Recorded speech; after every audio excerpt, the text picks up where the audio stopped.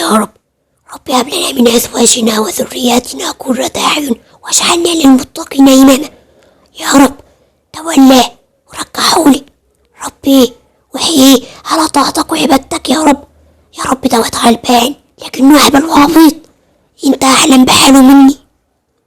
لأجل يقيني بقوتك وعظمتك يا رب لا ترد لطريقك المستقيم بحق أيامك المباركة يا رب. تكبر بخاطري أنا وخالته الغلبانة اللي نفسها تقطع من الدعاء والكلام معاه يا رب. غرغروا لطاعتك ويدي يا رب.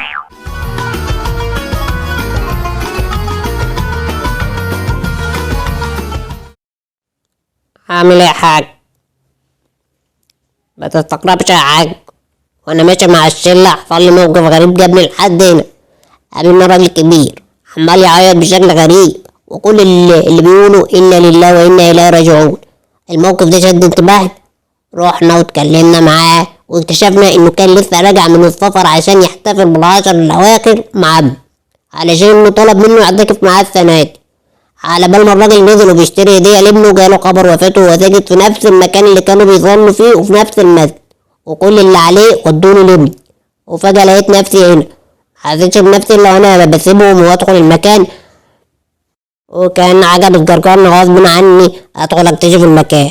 ما لفتش نظري غيرك وفضلت ابص عليك من بعيد، وقلت اقرب اشوف بتقول ايه، لقيتك بتتعيل وربنا استجاب لدعاك واتجرجر يا حاج.